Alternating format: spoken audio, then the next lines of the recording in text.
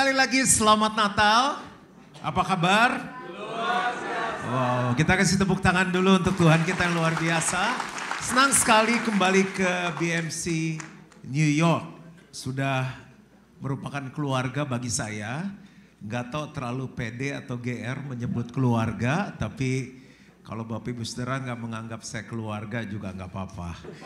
Oke, berapa banyak yang senang, sukacita hari ini kita merayakan Natal. Oke, hari ini kita sama-sama mau belajar firman Tuhan dan sebelumnya saya mengucapkan terima kasih untuk Pastor Yongki dan Ibu dan juga tim kepemimpinan yang mengundang saya di tempat ini dan saya datang dengan beberapa teman yang datang dari jauh, dari Jakarta. Saya undang untuk teman-teman dari Jakarta boleh berdiri sebentar, juga ada istri saya, anak saya. Waduh, masa terbang 20 jam lebih sambutannya cuma segini. Oke, ya. Silakan duduk. Oke. Jadi hari ini mau khotbahnya Inggris atau Indonesia? Oke, enggak bebas kalau Inggris lebih pendek aja. Jadi hari ini tema saya adalah Are you ready for Christmas? So are you ready for Christmas? Yeah. Oke, tuh kan bisa Inggris yang artinya adalah apakah kita siap untuk Natal. Jadi siapa yang bilang Natal itu 25 Desember? Jadi ternyata nggak ada yang bisa tahu Natal itu tepatnya kapan. Ada ahli perbintangan, ada ahli sejarah, ada ahli Alkitab. Mereka hanya bisa tahu lewat musim, lewat bukti-bukti sejarah yang ada. Tapi akhirnya ditetapkan supaya seragam. Kalau nggak nanti tiap bulan libur kita. Oh kalau di kita sih di New York Januari Natalnya. Terus kalau di Jakarta Barat bilang kita Februari. Terus di Jepang bilang Maret selesai. Ini cuma sebuah kesepakatan. Jadi sebetulnya arti Natal adalah kelahiran Yesus. Dan Yesus nggak lahir tepatnya 25 Desember. Tapi tetap kita kebaktian sampai selesai. Dan diputuskan dirayakan 25 Desember. Bahkan di gereja kami dirayakan 18 Desember. Jadi kalau nanti saya bahas tentang Christmas bisa terjadi kapan saja. Yesus hidup, Yesus bisa lahir, dan Yesus bukan bayi lagi, dia Tuhan dan Raja. Jadi setiap saat kita bisa merayakan Natal. Lukas 2 ayat 10 sampai 11. Lalu kata malaikat itu kepada mereka, jangan takut. Sebab sesungguhnya aku memberitakan kepadamu kesukaan besar untuk seluruh bangsa. A great joy. Hari ini telah lahir bagimu juru selamat yaitu Kristus Tuhan di kota Daud. Bicara mengenai kelahiran selalu ada persiapan, ada penantian. Apalagi kalau namanya anak pertama. Apalagi itu namanya bisnis pertama. Kalau kita penyanyi, pemusik itu mungkin album perdana. Kalau kita misalnya seorang chef buka restoran itu adalah resep perdana yang boom, yang meledak. Jadi kita akan ada belajar beberapa hal. Kenapa sih kita merayakan Natal? Nah masalahnya adalah kita siap atau enggak untuk Natal itu, kelahiran Yesus. Yang pertama yang saya mau bahas, ada 5 hal aja secara sederhana. Yang pertama, Christmas is a reminder. Jadi setiap kali kita merayakan Natal, makanya di mana-mana gereja itu penuh ya kan. Karena biasanya ada yang muncul cuma pas Natal sama Paskah. Ini kasus semua di Jakarta. Semua contoh, semua peristiwa di Jakarta. Kita pulang semuanya aman. Christmas is a reminder, artinya Natal adalah pengingat. Kenapa perlu diingatkan? Karena banyak orang yang suka lupa. Siapa yang di sini selalu ingat selama hidupnya? Siapa yang suka lupa? Lupa bayar utang, loh, belum baru contoh udah. Kayaknya jemaatnya jujur ya baru ngomong apa, oh oke, itu kita. Karena tertawa adalah sebuah bukti. Ibu juga suka lupa ya Bu, bayar utang. Oke, Natal adalah pengingat. Nah, orang lupa suka nggak nginget. Natal tuh ngingetin kita bahwa kita punya Tuhan yang luar biasa. Yesus itu boleh turun atau? Oke, takut udah turun baru minta izin. Bahwa Yesus adalah juru selamat. Dia sanggup menyelamatkan hidup kita. Saya nggak tahu Bapak Ibu Saudara keadaannya seperti apa sekarang. Tapi pasti ada cerita kenapa kita bisa sampai ke kota New York ini. Saya punya teman sepeda, Pak Sur, dia bilang dia betah katanya di New York, dia suka. Hampir cari rumah, cuma setelah dengar Pak Edi bilang udah jauh kemarin, ini udah $1 juta, kita nggak jadi. Jadi baru dengar udah kaget. Nah, juru selamat artinya dia mau menyelamatkan hidup kita. Kalau kita berpikir kita pindah ke New York dan hidup kita selamat di sini, kita lupa bahwa hidup kita akan berakhir suatu saat.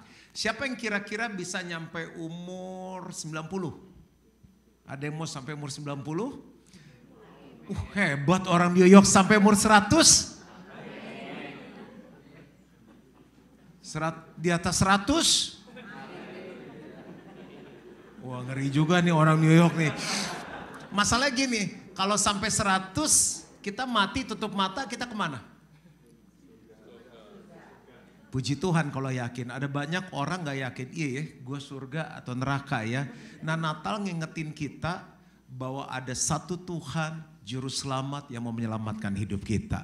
Firman Tuhan bilang gini, barang siapa yang percaya kepada Yesus, dia akan diselamatkan.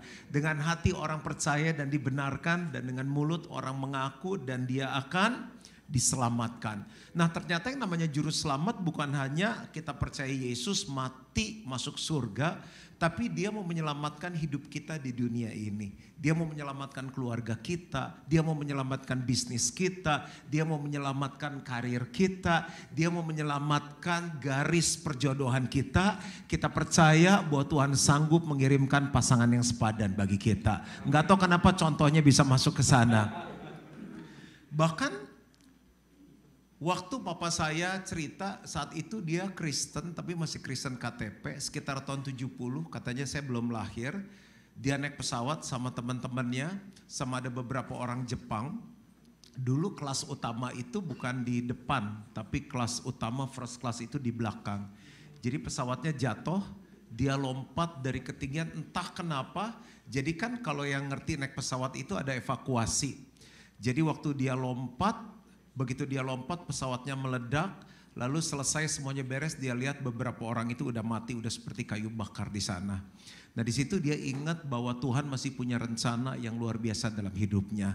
Tunggu waktu tahun 77 baru dia bertobat terima Tuhan Yesus. Bayangkan belum terima Yesus aja, belum lahir baru, Tuhan udah sayang, Tuhan udah selamatkan. Yang berdiri di depan sini ini udah karunia hidup yang kedua.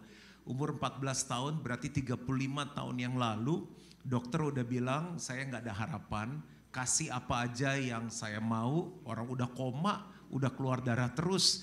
HB darah normal seorang pria itu sekitar 16, HB darah normal saya udah 4. Yang handle itu tim dokter kepresidenan, udah yang paling the best di Jakarta, mereka bilang gak bisa apa-apa. Bahkan ahli darah yang terkemuka karena didiagnosa itu saya leukemia. Jadi dokternya bilang gak bisa, tapi Tuhan Yesus menyembuhkan saya. Sampai ahli darah itu belum kenal Tuhan Yesus, dia terima Tuhan Yesus, dibaptis, dan akhirnya dia yang bilang hidup saya gak ada harapan, dia pergi dulu ketemu sama Tuhan. Karena memang usianya udah tua. Lihat bagaimana Tuhan sanggup menyelamatkan orang yang harusnya mati dalam kecelakaan pesawat terbang. Orang yang harusnya dokter bilang gak ada harapan, sekarang berdiri tanggal 25 Desember 2022. Karena Natal mengingatkan kita bahwa Yesus adalah juru selamat. Berapa banyak yang hari ini hadir perlu pertolongan dari Tuhan. Yesus adalah juru selamat. Kalau Tuhan selamatkan hidup saya, Tuhan sanggup selamatkan hidup kita semua. Tuhan Yesus bukan hanya juru selamat, Christmas is a reminder that Jesus is Lord. Dia Tuhan. Tuhan artinya apa? Master. Master artinya apa? Kurios, penguasa tunggal dalam hidup kita. Dia yang pegang kuasa atas langit, bumi beserta segala isinya. Dia yang sanggup mimpin hidup kita. Hidup kita suka kacau karena kita rasa kita bisa pimpin hidup kita. Natal mengingatkan kita bahwa dia adalah Bapa yang baik. Saya itu mungkin pengalaman anak Pastor Yongki lebih dari saya karena anaknya 2. Siapa lagi yang lebih dari 2? Ada yang lebih dari 2 anaknya? Ibu kan 2. Yang lebih dari 2 yang 3? Angkat tangan. Yang 4? Wah, salut di New York anaknya lebih dari 2, luar biasa. Anak saya 1, tapi saya itu punya pemikiran gini, bagaimana anak saya bisa sekolah tinggi, anak saya bisa sekolah yang terbaik, entah mau di luar kota, luar negeri, luar angkasa semampu saya. Karena dulu saya nggak bisa sekolah aja, mesti kerja, mesti jualan. Kalau saya nggak kerja, naik sepeda, keliling gang, jual kaos, jual tiket. Itu yang bisa buat saya untuk bisa selesai sekolah. Jadi udah kerja keras dari dulu. Dan kalau anak saya sakit, saya pikir gini ya, aduh kasihan banget ya kalau bisa sakitnya cepet-cepet sembuh. Kalau bisa sakitnya tuker, kita aja yang sakit biar anak kita sembuh. Kita udah pikirkan dia sekolah kemana, udah mikirin dari kecil, aduh nanti dapat suami kayak gimana ya. Dulu saya bilang kalau dapat suami yang gak benar, jangan mikir begitu, kita harus pikir yang terbaik. Dapat suami yang ini, yang ini, yang ini. Saya bilang paling utama takut akan Tuhan. Anak masih kecil udah mikirin nanti nikah gimana. Kita bapak yang jahat aja udah mikirin anak kita sampai seperti itu. Ini ke New York, aduh kemarin kita ajak teman-teman mau foto yang dekat Dumbo itu, Dumbo atau Dumbo? Dumbo, oke. Itu kita view dari Brooklyn, di bawah Brooklyn Bridge ke Manhattan side kan. Jadi saya udah berapa kali foto di sana, sombong gak ya?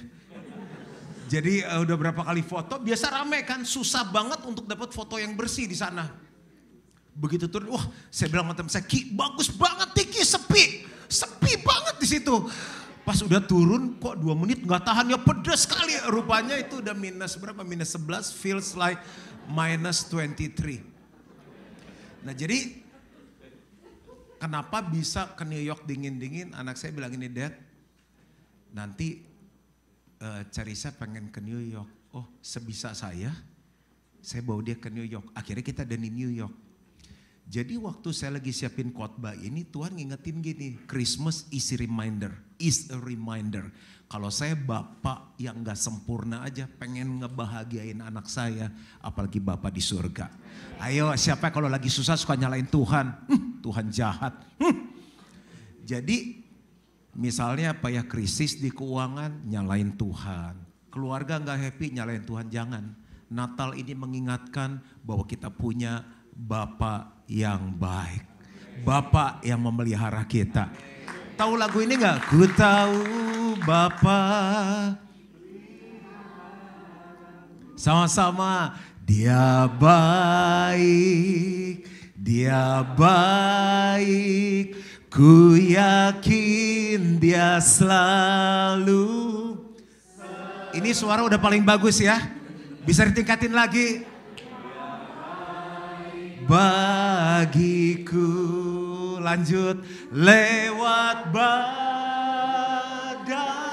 cobaan, semuanya mendatangkan kebaikan. Ku tahu Bapa. Sama-sama katakan, dia baik bagiku. Ini direkam gak Pak? Album pertama BMC New York. Sadap, meledak pasti. Jadi yang pertama apa? Are you ready for Christmas? Yes. Christmas is a reminder. Orang lupa, suka nggak ingat. Biasa orang lupa Tuhan kalau lagi susah atau lagi senang? Siapa yang lebih kalau lagi susah lupa Tuhan? Tuhan, gereja udah ngasih persembahan, udah pelayanan, hidup tetap begini. Akhirnya udah gak usah gereja-gereja. Siapa yang alirannya lupa Tuhan waktu susah? Oke, yang alirannya lagi seneng?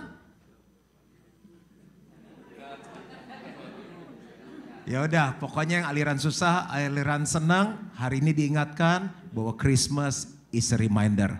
Susah, tetap cari Tuhan, senang tetap cari Tuhan. Itu yang pertama. So Christmas is a reminder. Ya tapi kalau Christmasnya cuma Desember, masa ngingetnya cuma setahun sekali. Makanya Natal nggak hanya 25 Desember, tapi Natal adalah setiap hari. Yang kedua, Christmas is a season. Natal itu adalah sebuah musim. Musim apa kira-kira Natal? Ya iya, jangan gitu merasis di Indo musim panas. Emosi nih, oke. Christmas is a season of giving. Masa musim dingin? Kalau di New York musimnya ada berapa sih? 4, apa aja? Dingin, panas, apa? Spring, gugur. Sombong ah. Indonesia berapa musim? Siapa bilang 4? Belum tahu kan? Belum, makanya mesti sering-sering pulang. Yang pertama adalah panas. Yang kedua panas banget. Yang ketiga hujan. Yang keempat ya. Nggak lucu ya, oke. Ya kita nggak mau kalah aja. Jakarta juga ada 4 musim. Nah, Bapak Ibu, saya tanya ya. Dalam hidup lebih suka nerima atau memberi? Siapa yang lebih senang kalau nerima?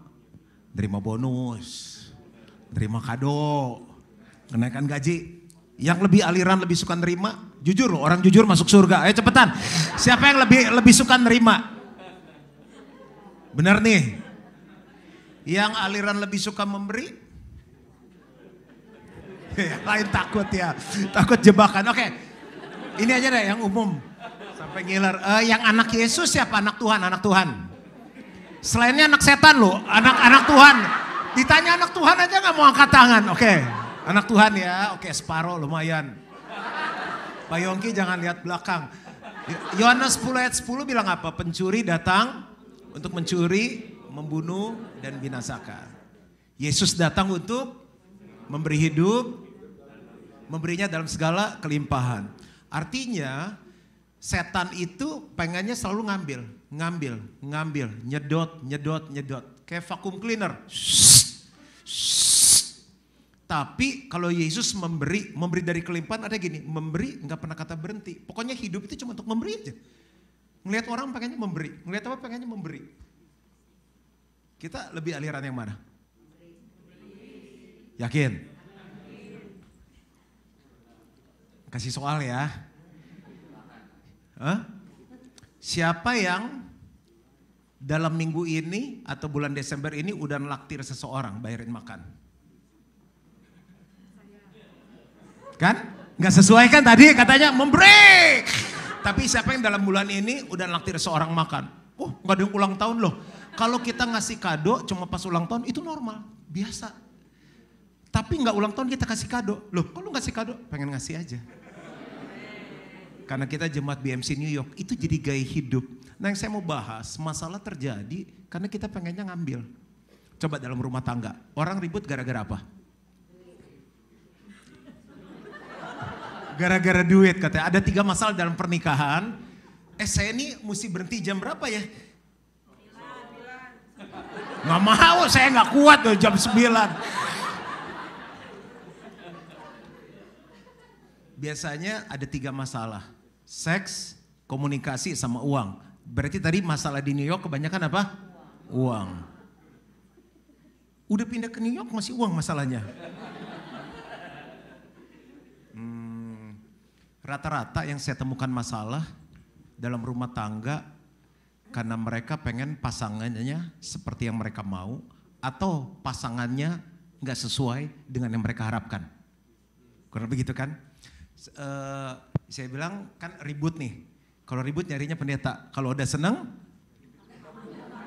sama rupanya. Oke, saya bilang apa yang saya bisa bantu? Gini nih Pak.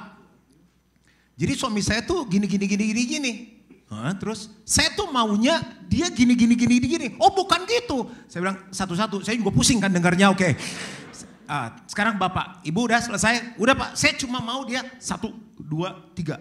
Oke. Bapak sekarang gimana? Saya sih gak minta banyak Pak. Saya cuma pengen tuh kalau saya di rumah dia yang bikinin teh. Masa Mbak yang bikinin teh. Itu aja Pak katanya. Istri bilang apa bedanya Mbak yang bikin sama gue? Ya beda, gue pengennya lu yang bikin. Dah. Jadi dua-dua cuma pengen apa? Minta. Saya rasa masalah selesai dalam rumah tangga di dunia ini. Kalau kita hidup bukan untuk meminta, menuntut. Lu tuh harusnya gini, gue pengennya tuh lu begini. Tanpa ngomong, walaupun kamu belum begitu, ini yang saya bisa kasih untuk kamu. Selesai masalah tuh. Ini tersinggung atau apa udah gak ada amin tadi waktu pertama masih bagus semangat. Masalah selesai kalau kita hidup untuk memberi dan bukan untuk mengambil. Oke, di gereja terjadi masalah gara-gara apa coba? Lebih dalam lagi sekarang. Bu, ngeri banget Bu. Karena jemaat pengennya ke gereja untuk nerima, ngambil. Ya kan? Pujiannya kurang angkat ya. Saya udah perhatiin 3 bulan ini saya nggak nangis, lu merinding juga enggak. Berarti itu dia nuntut. Kita memuji siapa? Oke, coba Bapak Ibu. Enggak, kalau muji saya jangan deh. Kalau Bapak Ibu muji seseorang yang senang orang itu atau kita? Wah kacau nih. Oke, kita muji orang. Kamu cantik deh. Yang senang kita atau dia? Nah ini lebih jelas. Benar ya? Kita muji Tuhan yang harus saya senang siapa? Kenapa kita yang nuntut? Kurang angkat nih, kurang merinding nih, kurang oke nih. Karena kita dalam hidup cenderungnya pengen ngambil, pengen nuntut. Oke, dengar khotbah. Siapa yang di sini dengar khotbah suka komplain, protes? Kepanjangan nih. Dia pikir kita bego kali diulang-ulang gitu. Kalau kependekan, nggak persiapan tuh pendeta. Gue udah datang jauh-jauh, emang New York enak kali nggak macet. Oke. Kalau terlalu serius, garingnya. Aduh, saya ada lucu-lucunya dikit. Kalau tuh pendeta bisa ngomong, dia ngomong, lu aja yang naik sini khotbah. Ya kan? Kenapa? Karena kita pengen, kita dipuaskan. Harusnya kalau dengar khotbah, kita datang ke gereja, memberikan hati ingin memberi. Siapapun yang khotbah, mau panjang, mau pendek, mau garing, setengah matang. Yang penting saya ada memberikan hati yang taat untuk melakukan firman. Tuh. So, ini tepuk tangan mau bertobat gak? Atau cuma tepuk tangan? Jadi Christmas is a season of giving. Hidup jangan cuma ngambil, jangan cuma terima. Hidup untuk memberi. Udah mulai malam ini. Siapa yang duduk sebelahnya orang lain? Bukan keluarga, yang sebelahnya orang lain. Ini sekeluarga. Oke, sekarang bilang mas sebelahnya. Abis ini lu mau makan di mana? Coba tanya sebelahnya. Mulai malam ini traktir orang. Dia pelit ya, nggak pernah laktir gue. Lu kapan laktirnya? Saya punya GM di kantor. Saya nggak ngambil sih ya. Kita lagi doa untuk kayak manajer group head management. Kita doa, terus tiba-tiba satu tim saya bilang, ini dia coba deh, dia panggil saya, kalau saya di Jakarta panggil Koko. Untuk berapa anak ada yang panggil pastor, Koko, Om, Uncle, terserah lah. Coba sama dia. Terus saya sama istri ajak makan. Saya bilang kita sebetulnya lagi perlu untuk seseorang yang handle manajemen karena kita mau perbaiki semuanya. Kita hamba Tuhan tapi saya pengen di manage dengan baik, profesional. Terus dia bilang gini, saya tuh lagi mikir katanya, gimana saya bisa melayani Tuhan lebih lagi. Akhirnya singkat kata dia terima. Begitu dia masuk kantor dia kaget-kaget. Dia bilang kok ini sih udah bagus banget. Lebih hebat dari perusahaan katanya, lebih murah hati. Hah? Ini udah dikasih ini? Dikasih ini lagi? Iya saya bilang, kasih aja. Saya bilang mereka harus tahu bahwa kerja di kerajaan Allah itu jauh lebih baik dari mereka kerja di dunia sekuler. Dan harusnya dunia sekuler belajar dari gereja gimana mereka memperhatikan orang yang bekerja di dalamnya. Jadi ada sebuah yang kurang dari kekristenan. Orang berpikir orang Kristen sukanya minta. Mulai hari ini BMC New York akan jadi teladan. Mereka tahunya gereja adalah orang yang paling murah hati. Bapak Ibu, siapa yang ingin dunianya semakin luas? Orang yang murah hati yang suka memberi dunianya semakin luas. Amsal 11 ayat 24-25 ada orang yang menyebar harta tapi bertambah kaya. Tapi ada orang yang menghemat secara luar biasa namun selalu berkekurangan. Bahasa Inggrisnya bagus sekali. Ini kan di New York kan, ngerti Inggris? The word of the generous get larger and larger, but the word of the stingy get smaller and smaller. Yang artinya adalah dunia orang yang murah hati, dunia semakin besar, tapi dunia orang yang pelit semakin kecil. Sekarang siapa di sini seneng main sama orang yang pelit? Thank you lu ya udah mau jadi teman aku. Kenapa? Kamu tuh pelit sekali. Aku happy banget loh teman sama kamu. Tapi siapa yang seneng main sama orang yang murah hati? Kucing aja seneng sama kita. Kalau kita murah hati apalagi orang. Jadilah suami yang murah hati. Sayang, aku murah hati gak sih? Ya ntar tanya sama istri saya. Jadilah istri yang murah hati sama suaminya. Bagus banget, ini gak ada amin. Pak, jadilah suami yang murah hati. Bu, jadilah istri yang murah hati. Jadilah jemaat yang murah hati. Jadilah gembala yang murah hati. Saya tuh bingung lihat jam kemana ya.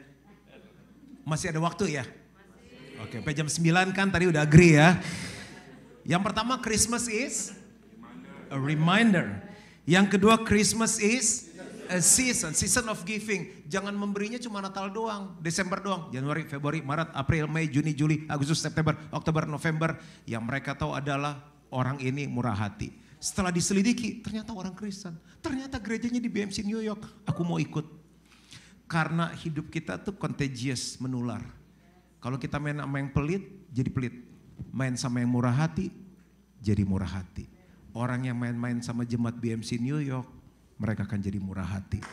Yang ketiga, tepuk tangan yang meriah dong untuk Tuhan. Yang ketiga, so are you ready for Christmas? Number 3, Christmas is a chance. Christmas, Natal adalah kesempatan. Kesempatan untuk apa? Untuk menangin jiwa. Makanya kenapa Natal penuh? Karena yang kapal selam pada datang. Muncul Paskah, muncul Natal. Tapi jangan pikir kita hanya bawa orang yang belum kenal Tuhan di hari Natal. Every week is a Christmas. Every day is a Christmas. Saya kalau udah Christmas saya udah tahu. Ada banyak orang yang akan diselamatkan. Natal tahun lalu, teman naik Vespa saya. Teman saya yang satu bilang gini. Dia bilang, ini orang gak gampang berteman. Kalau bisa berteman sama lu, gue sih salut katanya. Dari manggil ke saya om, manggil pastor. Terus dia bilang gini, pastor rumah saya udah mau jadi. Boleh datang gak doain rumah? Terus teman saya yang satu bingung. Dia kan bukan orang Kristen ya, kenapa minta doa rumahnya didoain? Saya bilang boleh, tapi kalau saya doain rumahnya mesti kebaktian dulu. Iya gak apa-apa. Saya bawa gitar, saya nyanyi, terus saya sharing firman Tuhan. Saya bilang lebih daripada rumah di sini, kita harus pikirkan rumah di surga. Kamu punya rumah bagus di sini, punya gak rumah di surga? Hanya Yesus yang adalah jalan, kebenaran dan hidup bisa buat kamu sampai ke rumah Bapa di surga. Saya bilang mau terima Yesus gak? Suami istri terima Tuhan Yesus. Itu Natal. Tahun ini ada satu suami istri naik sepeda sama kita. Beberapa temen kenal dia. Dia bilang kok kalau orang itu bisa sampai ke gereja itu sih luar biasa. Teman dekatnya bilang itu mujizat. Saya doain terus tiap hari. Saya berteman, saya bangun hubungan. Terus saya bilang kalau saya ngajak, pernah diledekin sama teman-teman, ayo ke gereja. Terus dia ketawa-ketawa aja gitu. Tapi saya doa ini saatnya. Saya bilang bro, saya mau ngundang kamu ke gereja Natal ini. Dia bilang I will make myself available. Datang sama istrinya. Selesai kebaktian dia bilang begini. Oh saya baru tahu, saya pikir gereja membosankan. Ternyata 1 jam gak berasa ya. Thank you for inviting me. Gak ada yang terlambat walaupun Natal 25, minggu depan tanggal berapa Pastor Yongki? Tanggal 1 Natal juga. Karena Yesus lahir setiap saat untuk setiap orang. Nah masalahnya gini, kita pengen jadi serupa Yesus. Dari dulu sekarang selama-lamanya dia pernah berubah ke gereja sendiri terus. Sekeluarga terus, gak boleh begitu. Christmas is a chance. Jadi setiap waktu itu kesempatan. Saya pokoknya kemanapun saya pergi, dimanapun saya ada, saya punya misi gini. Orang itu harus lihat Yesus dalam hidup saya. Orang itu harus dengar tentang Yesus. Saya doain orang terima Yesus, pernah di food courtnya Taman Anggrek pernah. Di tempat fitness doain orang terima Tuhan Yesus. Di mana lagi? Di McDonald doain orang terima Yesus. Pertanyaan, kapan terakhir kali kita bawa orang yang belum kenal Tuhan datang ke gereja? Kapan terakhir kali kita pernah cerita tentang Tuhan Yesus sama seseorang? Kapan terakhir kali orang lihat kita bukan wow karena kita kurus. Wow lu kurus bro. Wow lu kelihatan muda bro. Tapi orang ini ada sesuatu yang aneh dalam hidup lu. Lu gak kayak orang kebanyakan di New York. Something different. Lu kenapa sih baru kita cerita karena ada kasih Tuhan dalam hidup kita. When was the last time people saw Jesus in your life? Kapan terakhir kali orang lihat Yesus dalam hidup kita? Are you ready for Christmas? Christmas is a chance. Yang keempat, semangat? Christmas is a starting point. Yesus lahir. Kelahiran kan mulai kan begitu bayi. Ini Desember, berapa hari lagi tanggal 1 Januari? 26, 27, 28, 29, 30, 31, 7 hari lagi. Kemarin malam pulang, kita di hotel aja, saya bilang yuk kita kebaktian Natal sama keluarga. So kita worship, lagu Natal, doa, masing-masing bergantian doa dan saya sharing. Saya sharing sama istri sama anak saya. Saya bilang, Carissa, kita semua harus bikin goal. Goal itu sasaran jangka pendek. Jadi coba evaluasi 2022 apa saja yang sudah kita lakukan. Lalu kita buat rencana 2023. Karena Christmas is a starting point. Udah tutup yang lalu, mulai yang baru. Saya bilang buat dalam 5 area. Yang pertama, rohani kita. Kamu secara rohani, apa yang kamu ingin raih tahun 2023? Mulai sekarang. Oh iya ya, saya doanya banyak bolong. Mulai 2023, mulai 25 Desember, setiap hari saya mau rajin doa.